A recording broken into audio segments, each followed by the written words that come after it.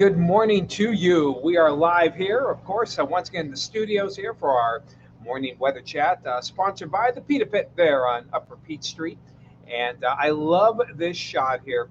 It shows you that the daylight hours are starting to get a little bit longer. Here's a live shot east out of Meadville.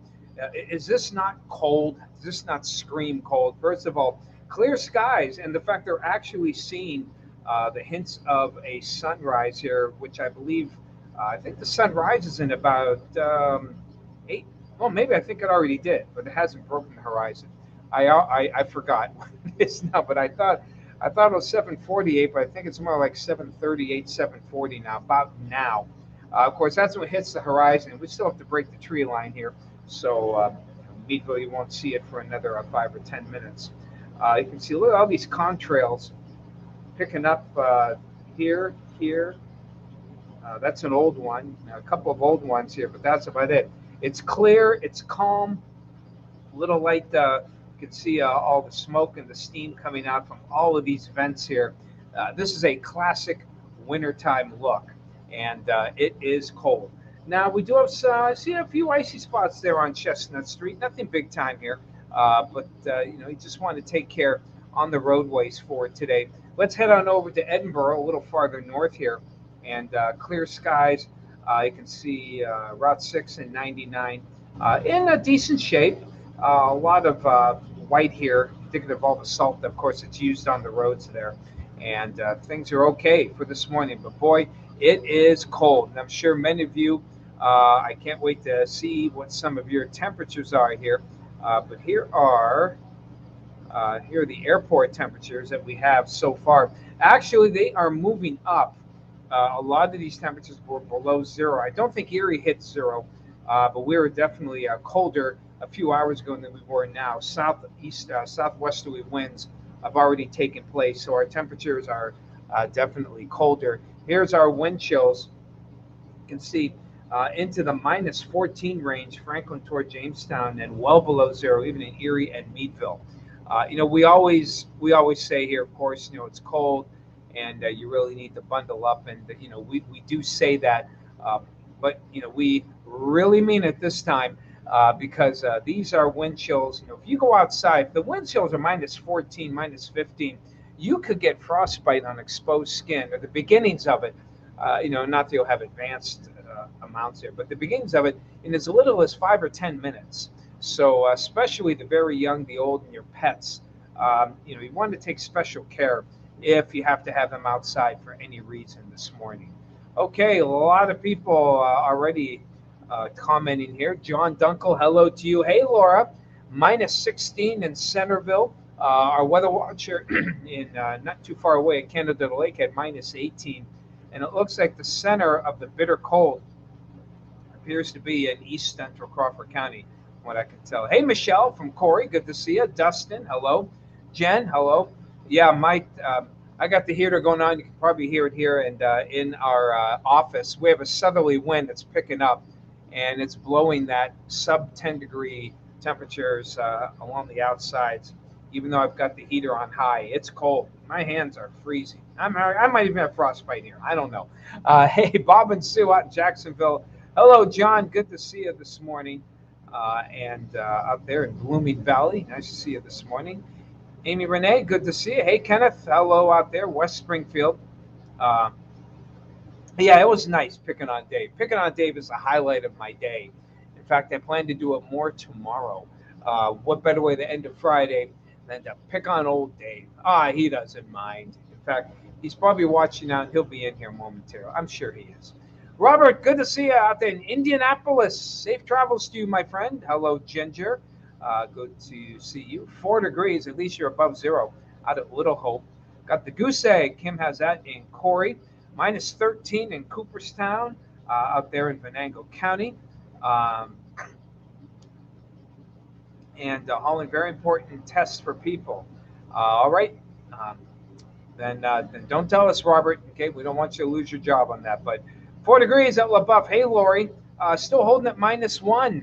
Haven't been able to get above zero yet. Thought you would by now. Obviously not. Hey, Becky, -15 just after midnight. Now up to +5. 20-degree turn.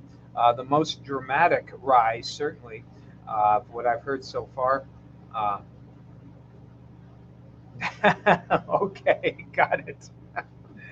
I got it. Won't say anything, Robert. Hey, hello. It's cold out there, and Gerard agreed there, Michael. All right, guys, let's see what we've got going on here, weather-wise, for today.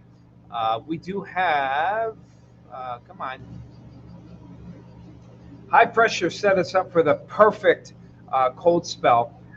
Clear skies, calm winds, dry air, and a snowpack, all combining to get by far the coldest air that we've seen in a long time. In fact, this month is the month that really I remember as a kid. It got cold, it stayed cold. We mentioned that yesterday. The high moving toward the east, southwesterly winds picking up, and you can see some precip starting to move into Indiana, while this front will also providing a little light snow. The front, not a lot of bark, not a whole lot of bite, but it will pick up a bit on the moisture here. And as you can see on our future cast, clouds start to increase as we head on into the afternoon. And into the evening or late afternoon evening, start to see a little bit of snowflake activity, but nothing of note here until probably close to the midnight. There you can see, you can clearly see the front here on that line, this convergence line. And by midnight or a little after, we'll get some snow. And could be some good bands there for a few hours before, as you can see, by 4 o'clock, it pretty much clears Erie. A couple other bands, though, going through the morning hours. I could see 1 to 3 inches out of this, enough to put you into back into that wintertime mode, and mode where the roadways would be a little bit slippery and snow covered getting up tomorrow morning. The winds are due north, not a good wind direction for lake effect. In fact, they go northeast during the afternoon, and you can see just not a lot of snow expected here. A little bit for Friday night, a little convergence there, maybe up to an inch. Then on Saturday, another cold day. In fact, the weekend is looking pretty cold, but things should be improving as we head on toward the weekend. Now, again, speaking of the weekend, got that big trough here, but this upper level wave too far south, but it is going to provide a lot of moisture and a lot of dynamics to set up a pretty good storm system that will be along the east coast here. And that will, again, from Friday through Sunday, the track of the low may be just far enough offshore where maybe it'll miss. That's doubtful. If you have any interest there, particularly along the east coast from Norfolk up through maybe Philly, New York, and Boston, there could be some pretty good snow bands with this and a lot of wind as the low makes it up into the maritime. So I'll plop up the 7-day here and see who else has been chatting up here.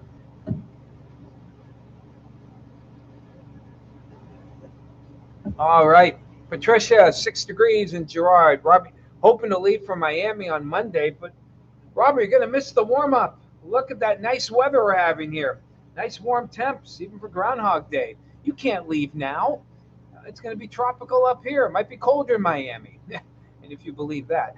All right, yeah. Hello, Dustin. You want to look at G-Town? All right, I'll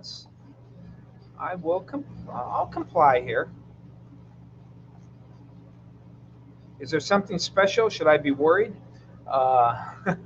Let's see. Gerard, or as the locals call it, G-Town. There we go. Okay.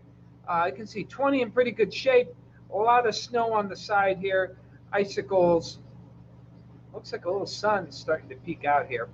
So there you have it. There's your G-Town shot there. For you there, Mr. Petrie, excuse me.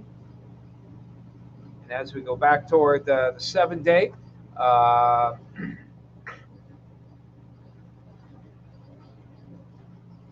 mentioned Pittsburgh area. I hope they do too for you, Robert. Jacob, okay. Okay, Jake. He wants to see your logbook there, Robert. My guess is you're not going to give it to him. And let's see who else here. Cold is good for the summer, less bugs. I hear you, Robert. Yeah, so I not a bug guy myself. My daughter likes them though, but not me. So there you go. You can see we have some cold air. Speaking of cold, bug killing cold here for Saturday. Sunday, a bit of light snow, another cold day. Here's that nice warm up though. Monday, hit 30, might hit the freezing mark, and we're going into the 40s for Tuesday. Groundhog Day, of course, coming up. Those could be pretty bitter cold, but this year it looks like they'll actually just cold. Of course, Gobbler's Knob temperatures will probably still be in the teens to near 20, or low 20s rather, to mid 20s out of Gobbler's Knob. Sometimes it's sub-zero, so we'll see what happens there. Um, and temperatures in the mid 40s again for Tuesday into Wednesday.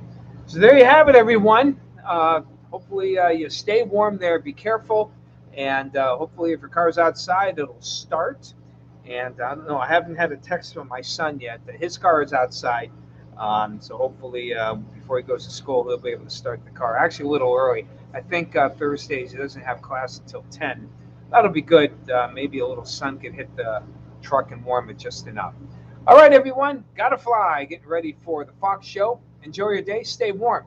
Talk to you one more time this week tomorrow.